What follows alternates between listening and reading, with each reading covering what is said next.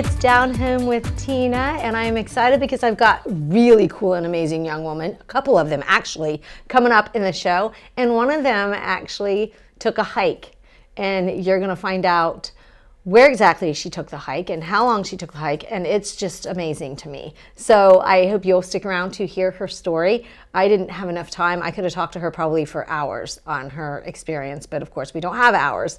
Therefore, we got what we could get in, and then I also have a Teacher of the Month. So stick around to hear what her story is as well. Folks, it is Down Home with Tina, and I'll be right back.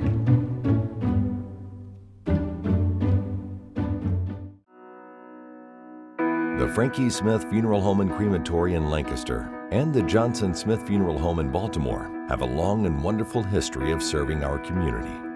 Feel free to give us a call at 740-653-0652. Stop in and see us at either of our two locations, 405 North Columbus Street in Lancaster and 207 South Main Street in Baltimore.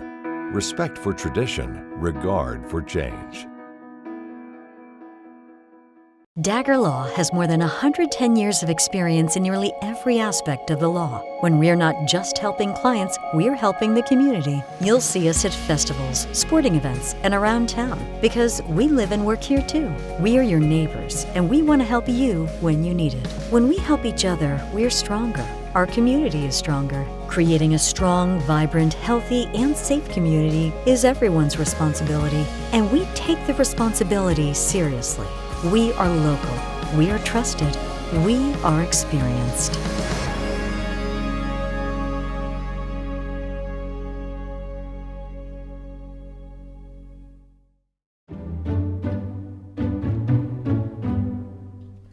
Welcome back to Down Home with Tina. I have Sydney Bird with me.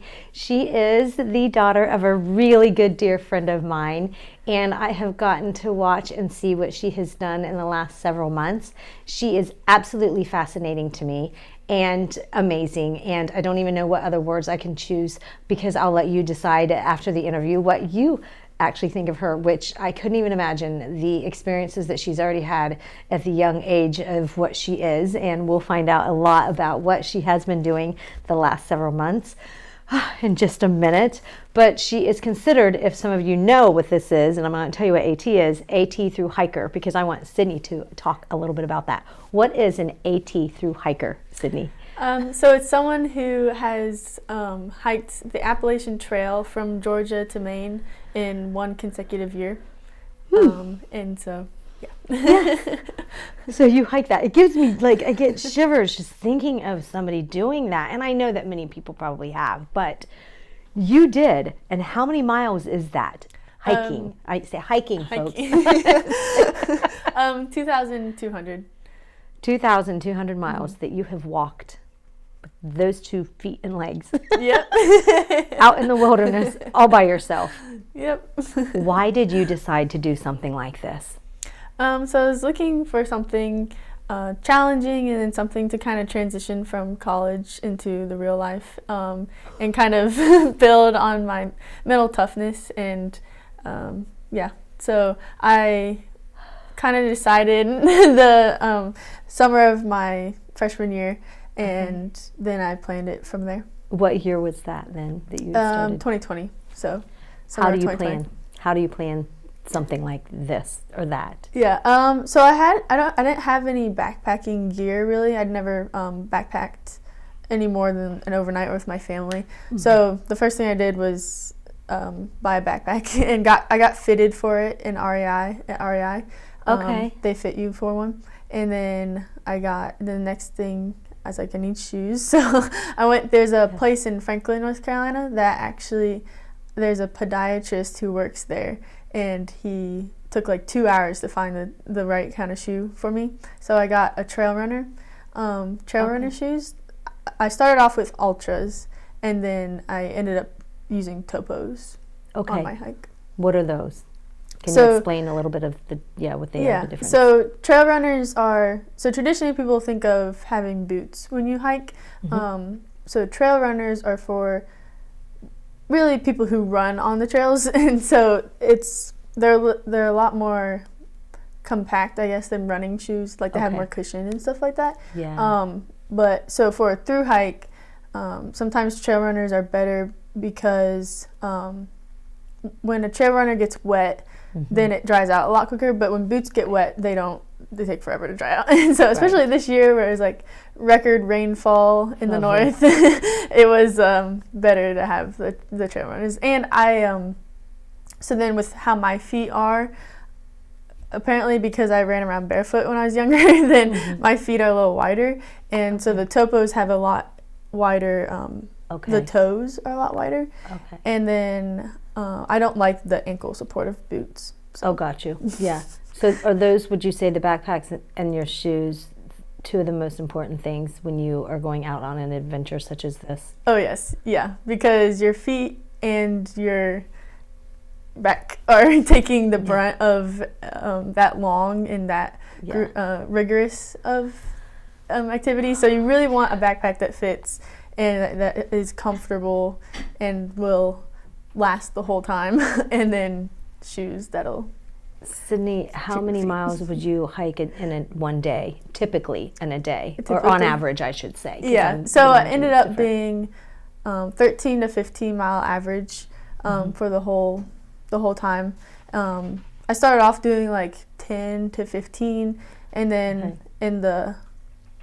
once I'd done like 1,000 miles, then I started doing 15 to 20 average. Oh, really? Yeah, because of course you just build up everything. Your whole body is getting used to that day after day, the same thing. Oh my goodness.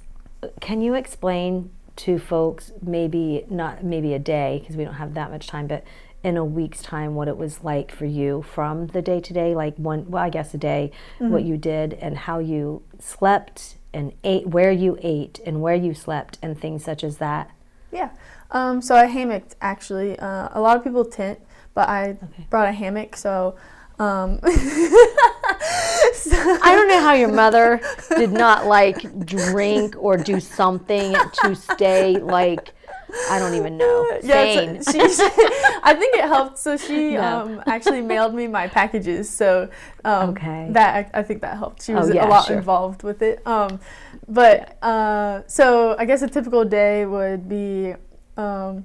I wake up and with the sunlight. With the sun. Usually the sun did wake me up. I'm not much of a morning person, and I never became a morning person. I really thought I would on trail, but it never happened. Never happened. Yeah. So the earliest I would get up was with the sun, whenever that was. So like in the beginning, the sun was rising pretty early, like 5:30. So I guess technically I was, because I would be up and going by 7, which is kind of early for me, but. So sun would wake me up, and then I'd tear down my hammock and my rain tarp if I had my rain tarp up, and then sometimes I would have breakfast, sometimes I wouldn't, like depending on how fast I wanted to get on trail, because I could either boil water and make oatmeal, that would take a little longer, or I would just have a bar to eat. How do you boil water in the wilderness? Oh yeah, so just, so there's a pocket rocket, and it's and then you have like a little gas stove. It's not a stove. I forget the word for it. Pack in with your and so and then I have a little pan, and so I forget all the names for these. No, that's currently, fine. You boil the water with that, and it's like that big, the whole thing. And it's just in your pack. Yeah, you hike with it. Okay. Yeah. And then I'll have breakfast, and then pack everything back into my bag, and then hike until I'm hungry or until like lunchtime. It depended on whether sometimes I ate lunch at like 4 o'clock because I was like, I want to get at least 10 miles by lunch, and so then that would mean I would eat. But then, so I'd eat lunch between 12 and 4, and then and then keep hiking until I ate dinner. And then Did you try to have dinner before dark? Yeah. Did you try to? Yeah, I definitely. I never hiked. I only hiked in the dark once on the northern section, and then I did it a little bit more in the south because the sun was setting sooner, and I needed to get more miles. Yeah. But I definitely wanted. So you didn't do it in the dark, which is good. Yeah, yeah, that's very smart. Yeah. And that is. How did you learn of the ways of knowing what to do when you get out on the trail? Did you do a lot of research in advance and talk to other people? So I joined a Facebook group first, and it was like the Appalacian Trail Facebook group. through hikers, and that was really helpful because even if I didn't even necessarily know what questions to ask, I could read everyone else's questions and the answers, and so that was very helpful just to get a feel for it. And then I did do one overnight by myself first beforehand. You did? So, okay, to kind of get the idea of what to do and things. So as far as food, how were you replenishing your supply for your food? So every 4 to 5 days, my mom would have sent a package to somewhere that I had sent her the address for, and she would have put 3 to 4 a day supply in that package, and so that's how I ended up doing food. What kind of dinners did you typically have? So dinners, I actually got dehydrated meals. Like the MREs, yes. Like that? Mm-hmm. Yeah, so there's backpacking ones that are a little lighter than the MREs. Oh, okay. Yeah, and so my mom sent me those, and I had those, so. There were, I know on Facebook, because you had a Facebook page for folks to follow you on, you had reached out to folks and said that you would write letters. Can you share a little bit about what that was about? Oh yeah, so I thought that was really neat. yeah. So it was costing a little more. The northern part was costing more than I thought. So then I was trying to think of a way I could raise money while I was on trail, and so I had the idea of you could essentially buy a letter, and you just Venmo me $5 or more, and then I wrote a letter about something I'd done on trail, or like an adventure on trail, and mailed it to anyone who wanted one. Person. Yeah, to that person. When you said a little more costly, what does that mean? What did you have to pay for when you were out on the trails? Replacing gear and like shoes, probably. Right, shoes. Yeah, yeah. Because trail runners. So the pro of boots is they last quite a bit longer, and then trail runners get kind of eaten up by the rocks and everything. Okay. So they last about 500 miles. So I had to replace those. Yeah. So that was definitely a cost. And then if things break, because if you're out there for 6 months, things just break. And I'm glad you said that. So when did you start? What date? And then what date did you end? So I did a flip-flop. So I started in the middle at Harper's Ferry in West Virginia and went north to Katahdin in Maine. And then my mom picked me up and we drove back down to Harper's Ferry. And then I hiked south from Harper's Ferry to Springer Mountain in Georgia. Okay. Was that because of the time of year, do you think? Is that why you chose to do it that way?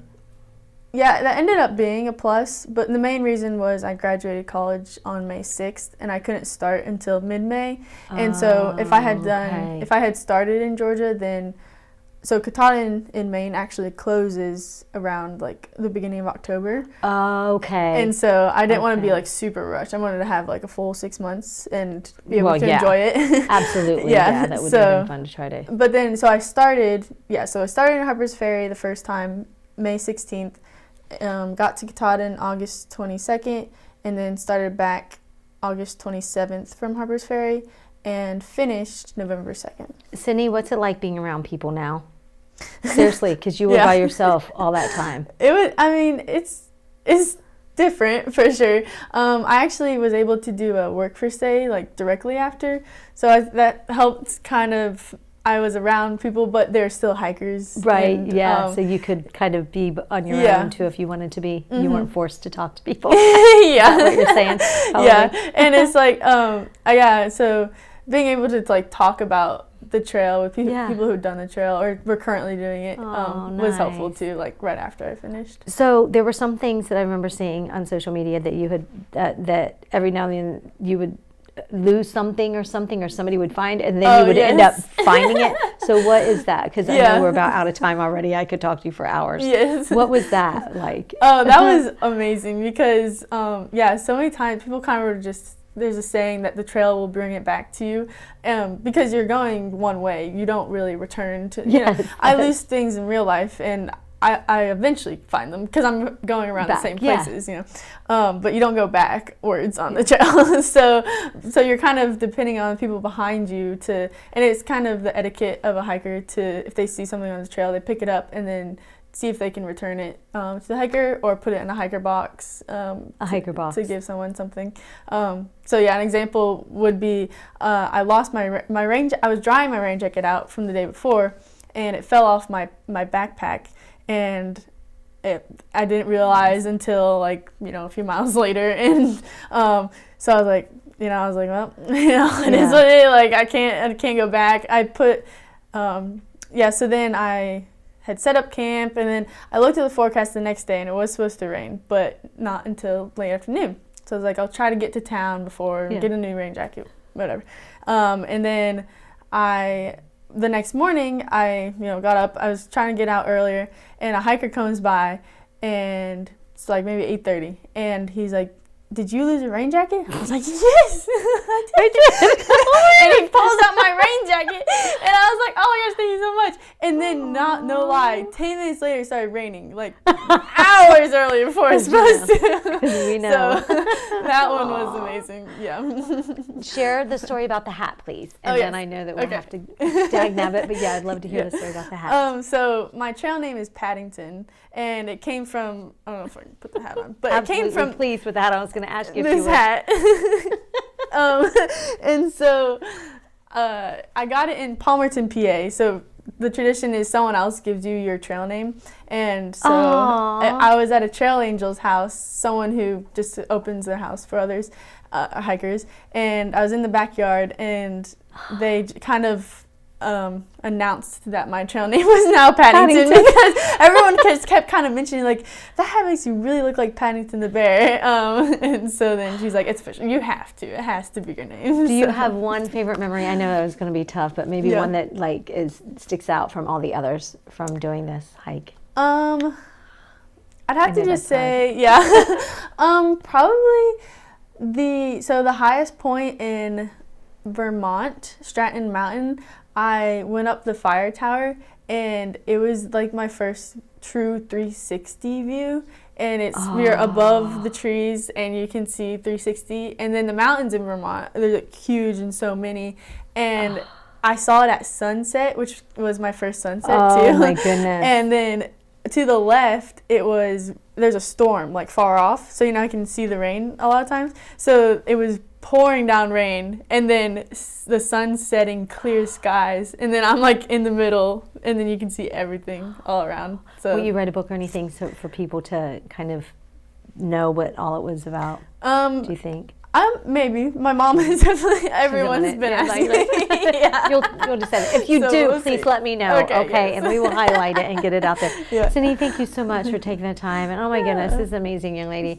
And anybody who's interested, they go to, what is that Facebook page for it's an AT Through Hikers Facebook? Yeah, Appalacian Trail Through Hikers. Great. Awesome. I wish I had more time. Oh my goodness, maybe I'll have to have her back sometime. Thank you so much, and great job. That is an inspiration to so many. Folks, don't go anywhere. I'll be right back. I've got a Teacher of the Month. It's Down Home with Tina.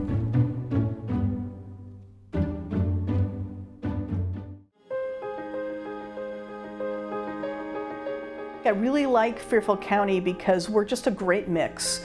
We're not so isolated that we don't have resources, but we're also small enough that it's a real community. And I will say that I don't think I've ever seen or worked in a place where so many partners in the community come together and are truly collaborative. I've been working in Fairfield County for over 20 years, and I've had a variety of positions within the county. Being a smaller county, I've been able to get to know the service agencies better and people that work within that. So I've always had those opportunities to be creative, to think out of the box. And through those collaborations, you've been able to really build some wonderful programming for the youth and families. I think that everybody is really community-minded, and they're really focused on, within the system of mental health care, they're really focused on getting people access to the care that they need and making sure that we're serving the people in Fairfield County. Community, connections, collaboration. The Fairfield County Way.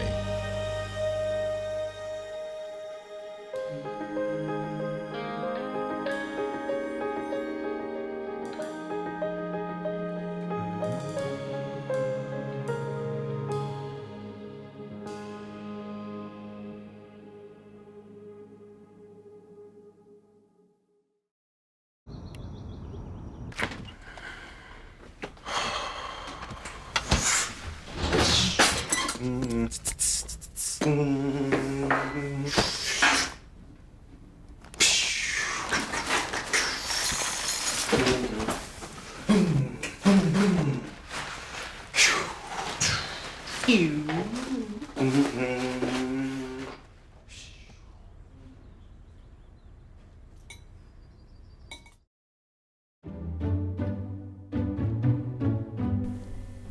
with Tina is brought to you by these amazing sponsors, and also it is my Teacher of the Month, and Teacher of the Month is brought to you by Cryo Communications. I have Samantha Miller with me. She is a teacher at Thomas Ewing, and she is science and design and model teacher, and she's going to explain exactly what that is here in just a second. Welcome to the show, Samantha. Hi, thank you for having me. Yes, I'm so thrilled to get the opportunity, of course, to have teachers like yourself to come on and highlight, because you guys, I can't even imagine what it's like day in and day out, Monday through Friday, most weeks, that you are with kids. And yeah, what grade do you teach? So I do 6th grade for science, and then I teach 7th graders for design and modeling. So it's a little bit of a mix throughout the day. Keeps things a little different. Yeah.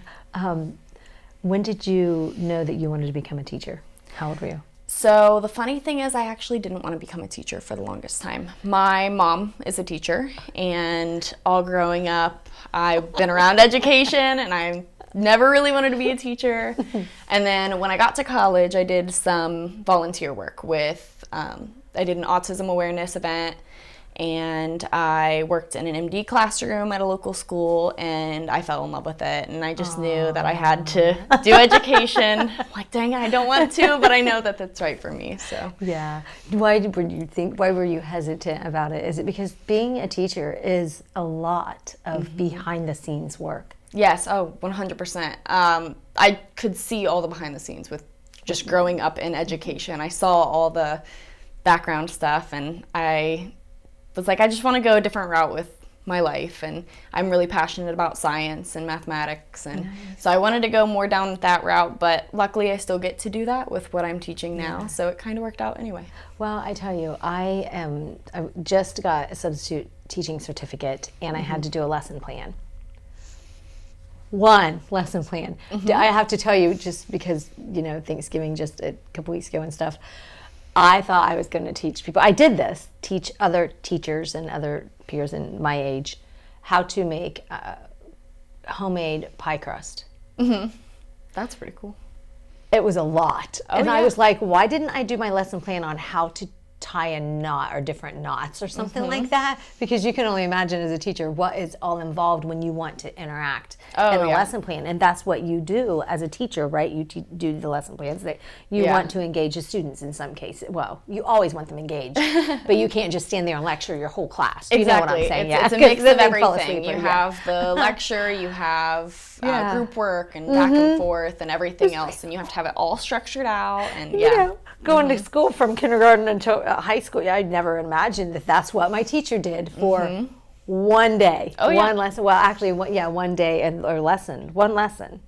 And teachers that are in elementary have different subjects, and so it's different lessons.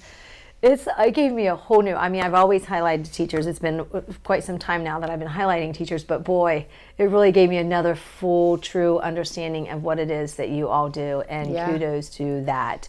And you have students, of course, that are coming in from different backgrounds and different things, and so, So how many years have you been teaching? So this is actually only my 2nd year teaching in Lancaster. I fresh out of school for the most part, but it's felt supernatural. I know a lot of teachers going into the profession have a lot of struggles their first few years, and I definitely have my struggles, but it feels very, very natural teaching, and I'm enjoying every second of it, and it's really refreshing being in a classroom. What about the kids? How are the kids with science when it's science? Because, 6th grade is a whole new ballgame, because 6th grade is coming right into the middle school, junior high school from elementary school. So what's that been like for you? Well, so with 6th grade science, I see that this is kind of their first full year where they focus on science as heavy as they do.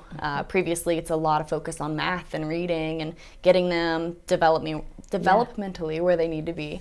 And they get to see a whole new space of science, and it's fun to be that first introduction to the world and show this is the scientific method, and these are rocks, and getting really excited about rocks on a Monday morning at 8 a.m. is always really fun. But no, it's definitely has a lot of stuff that you have to think about that goes into it, but science in general is just really fun to teach. Yeah. What about the design and modeling? What is that exactly? So design and modeling is a pre-engineering class. It's a lot of these students first look at what engineering even is. A lot of students have no clue. They've heard of engineering, but they don't know what all that entails.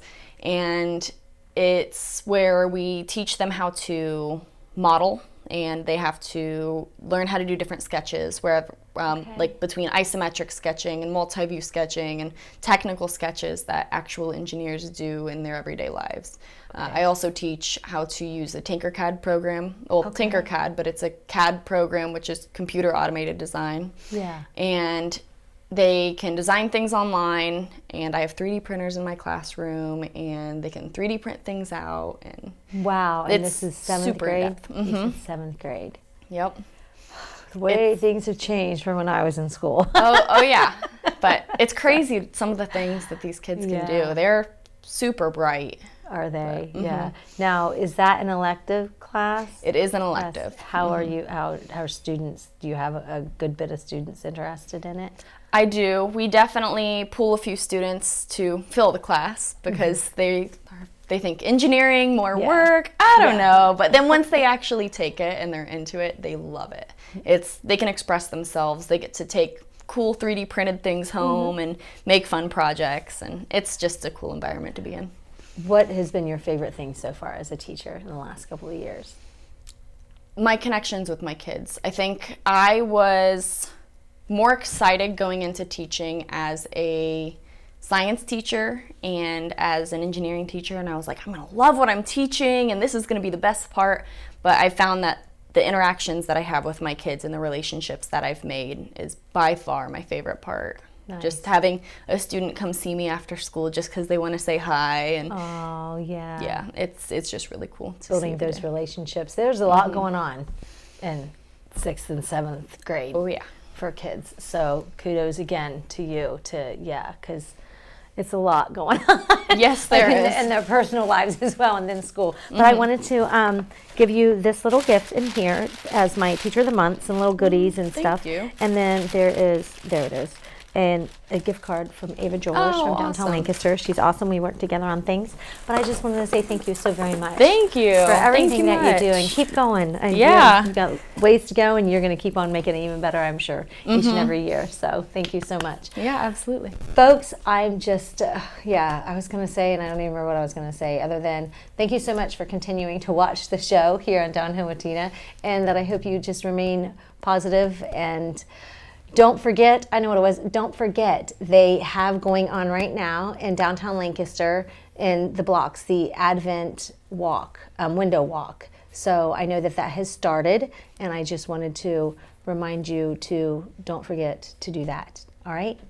You can do a different window or see a different window each night up until the holiday. So thank you so much, and have a blessed week. God bless, and good day.